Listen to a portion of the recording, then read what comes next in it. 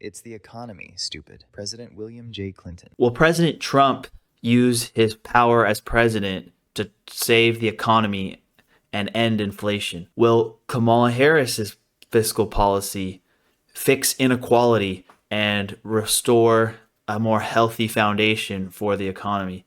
How much power really does the president in general have for the economy? Welcome to Analyzing Finance with Nick. In this video, I'm going to be talking about presidential power, and more importantly, how much power does the president have to actually make a difference in your life and your financial future and in the economy as a whole.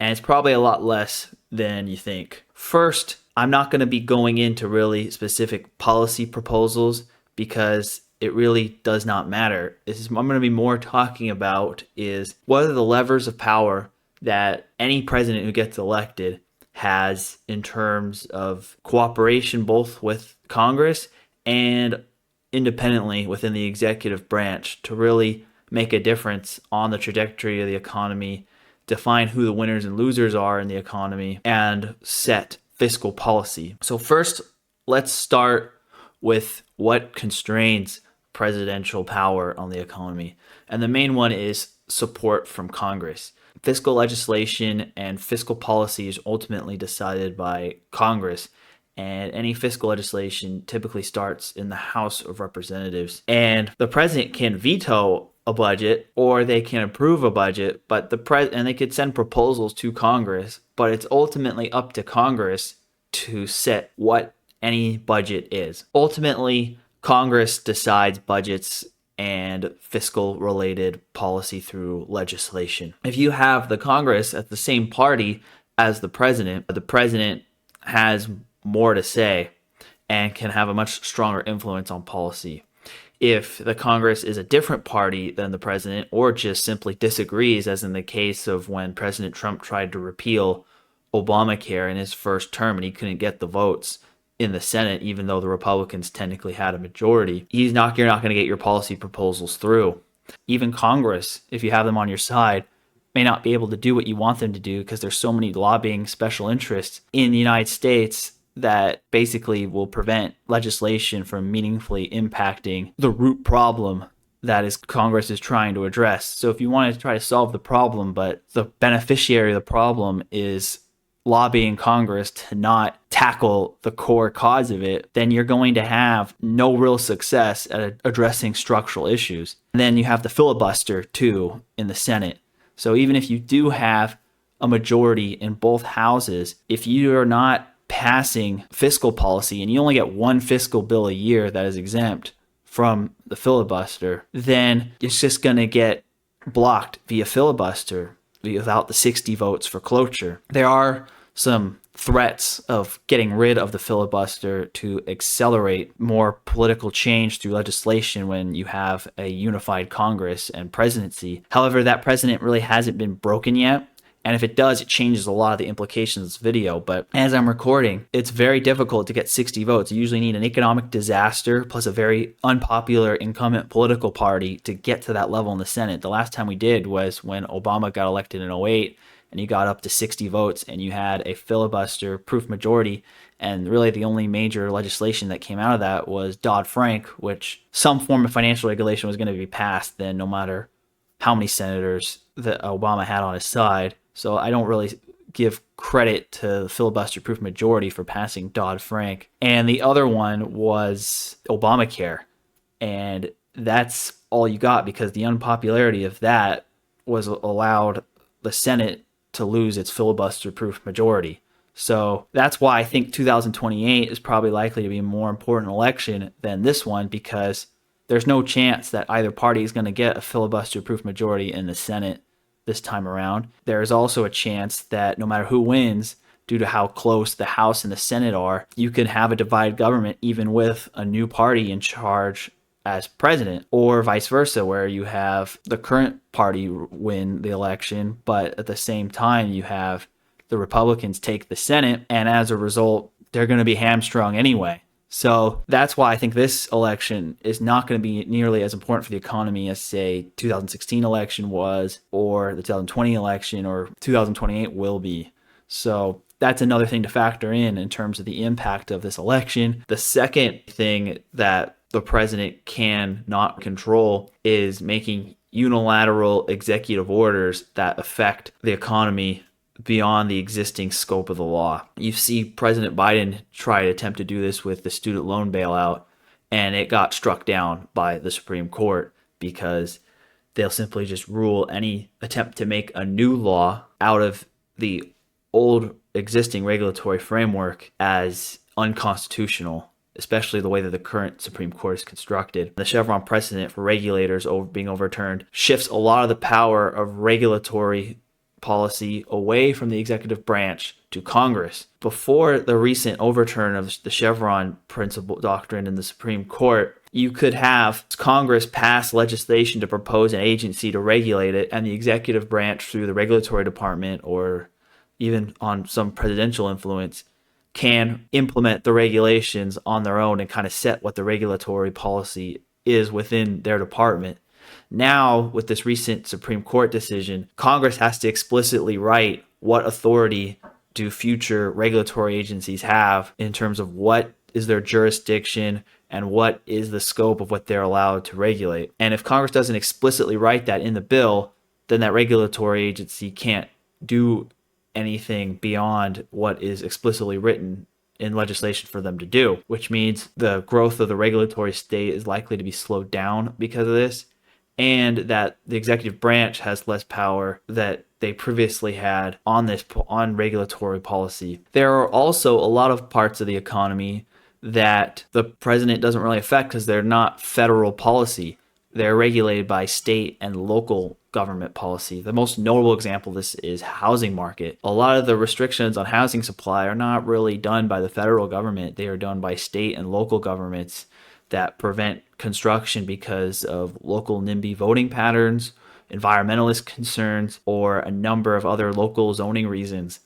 And so even if the next president wants to increase the supply of housing and get rid of a lot of the rules involved that constrain housing development, it's not really their authority to do so. That's a state and local issue. And in the 10th Amendment of the Constitution, anything outside of what is explicitly granted as federal power goes to the state and local governments. A presidential candidate says, I want to lower the rents by 20% and I will increase the housing supply or restrict landlords from raising prices through government force. They have really no power on that because that's not really granted authority for the federal government. And if they try to do that, it would be struck down by the Supreme Court as a violation of the 10th Amendment. The third main constraint of presidential power on the economy is geopolitical. You may say, for example, want to do trade embargoes or massive tariffs or change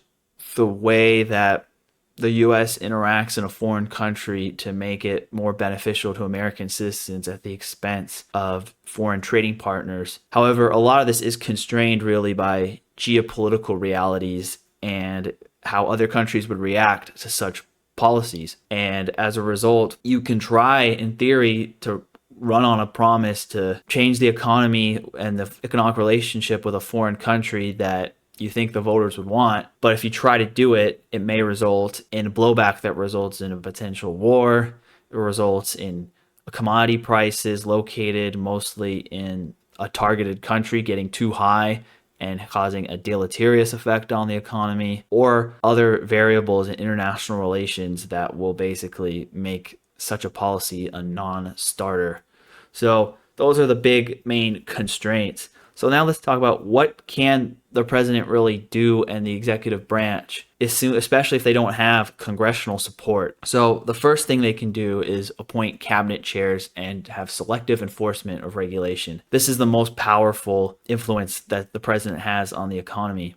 So if you have a new president come in and they elect cabinet leaders for a lot of the regulatory departments that have a more laissez-faire, lax view on government regulation, then through selective non-enforcement of violating certain regulatory rules, you can have an economy that is more free and has less red tape and has the benefits and the drawbacks of such a more loose regulatory policy. That's an example of how the president can influence the economy. And if they go the other way and they bring in a bunch of regulation hawks who want to just crack down on what they perceive to be unethical or unfair business practices, they can be much harsher on regulatory enforcement.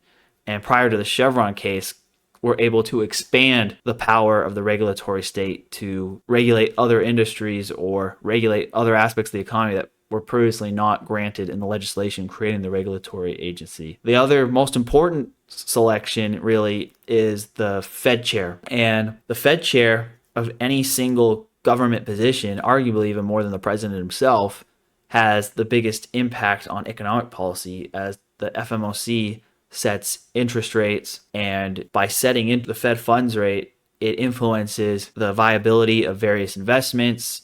It manages borrowing costs throughout the economy, including for mortgages, credit cards, auto loans, etc.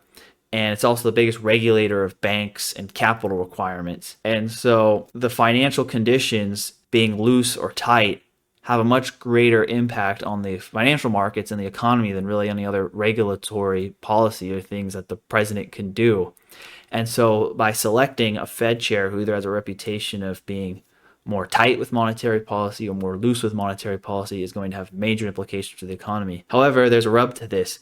Once the president selects the Fed chair, they have no say in what the Fed chair does after that point. So if the Fed chair decides to run monetary policy in a way that the president disagrees, the president cannot fire them. They can only choose not to renew their term, which are 4-year terms, and they are not concurrent with presidential elections. So you often have a case where you have a Fed chair in one party and the president in the other, and that's including right now with Jay Powell being a Republican and President Biden being a Democrat. And often, since the financial markets are doing well, or they've showed a vote of confidence for the current Fed, there's a lot of political pressure for the president, even if they don't like the current Fed chair or they don't like the policies of the Federal Reserve, to reappoint that existing member of the FMOC as the chair, because if they don't, the stock market may throw a fit and borrowing costs could go up and there could be a lot of bad things for the economy.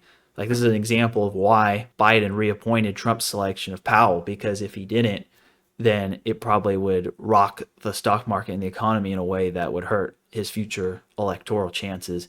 And this is the same with President Clinton and maintaining Greenspan, and Obama maintaining Ben Bernanke as Fed chair. Those are just notable examples of, once you have somebody in there, unless if they're doing a really bad job or the stock market doesn't really have any sort of strong support for that Fed chair, then it's hard to just flip them for partisan reasons.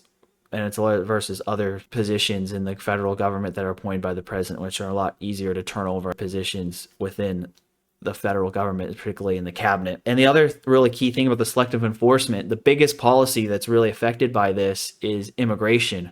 A lot of the immigration policy issues over the last 8 years or so really have been because of selective enforcement. You have had one administration be a lot harder on enforcing immigration policy, and as a result, we saw much lower rates of immigration, and that affected labor supply and demand and wages and a variety of other parts of the economy. And you had another administration who subsequently had a more lax policy on immigration, and as a result, you saw a lot more people migrate into this country illegally, and that has its own impact on labor supply and demand in the economy. So if you really want to look at an issue where the president has the most direct influence in the economy of the most hot button issues right now in the election, it's probably immigration, because to me, that seems to be the place where they have really the most power to selectively enforce the policies. Even the cabinet authority, though, is restricted by the Senate. If you do not have at least 50 senators, in theory, the U.S. Senate can block your cabinet appointments or your Supreme Court justice appointments as a president. And in recent years, we have seen examples of the Senate doing that very thing. The other really big thing the president can do is foreign policy. Like, even though domestic policy is heavily controlled by Congress, despite how much Congress tries to abdicate this power, the president, though, and the executive branch have a disproportionate impact on U.S. foreign policy. And foreign policy does have major impacts on the economy. If you have geopolitical tensions increase while you are in charge as a president, it's going to likely cause key commodities in the geopolitical tension areas to rise in price, and that raise in price is going to have negative potential impacts on the economy. The most notable example, if you have a president who increases tensions in the Middle East, it's most likely going to have the consequence, if that's serious enough, to impact oil prices in terms of prices going higher and negative for the consumer. And therefore, you're going to result in higher gas prices at the pump. That's just the most obvious example, but bad foreign policy can cause the US dollar to weaken because international investors believe that the US is a less credible country. It can result in trade flows changing for better or worse, and that affects the US trade deficit one way or the other, which indirectly affects the US currency and borrowing costs and the treasury market. You can have, so it's really foreign policy, whether it's through direct military intervention or diplomatic means that go badly, can disrupt the economy. And really you see that foreign policy is constrained by a lot of geopolitical factors that are more structural in nature. The bottom line is really the president's power on the economy is more about magnifying existing trends more than changing them. Like the president policies often will magnify an existing trend if that's either what the people want or as an unintentional consequence of political will or changing geopolitical constraints. They're not really good at stopping on a dime and pivoting policy. Like, for example, with reducing dependence on foreign oil, you've had that as a geopolitical goal. There's a constraint, and if you want to maintain the same standard of living really in the United States in terms of energy consumption, that was going to have to change from the dependencies that the US had on the Middle East in the 90s and the 2000s for energy. And so you had policies accelerate a trend that was already happening through embracing alternative energy or domestic production of oil through hydraulic fracking, and the technological developments that permitted that and made domestic oil really more abundant was the bigger driver. And really policy just allowed that, and the invention of more advanced solar panels and other things too, just allowed that policy to go through. It wasn't, if the technology wasn't there in the first place, the policies to accelerate it would have never worked or have never even attempted to enact it. So it's usually a technological innovation or a geopolitical constraint or some social change that happens organically outside of the political system. And the power of the political system, particularly the president in the United States, is to accelerate that trend or attempt in vain to often decelerate that trend and fail at doing so. That's probably the biggest power. And then selective enforcement is the other power. And I use immigration really as the example for that. So overall, are really the president going to be able to, if you perceive the economy to be great or struggling, will the president alone have the power to really flip it on a dime one way or the other and drastically change your life outcome because of it? No. And if you're counting on a president or a political party to really save your career, that's not really a smart strategy. The other thing I wanted to address in this video is the international side of things. If you have a more unitary system, unlike the US, which is a presidential federal system, if you have a more unitary government that is with a more parliamentary based legislative branch, then the government and the prime minister have a lot more power on the economy than they do in the US. The US has a lot more checks and balances than most democracies around the world.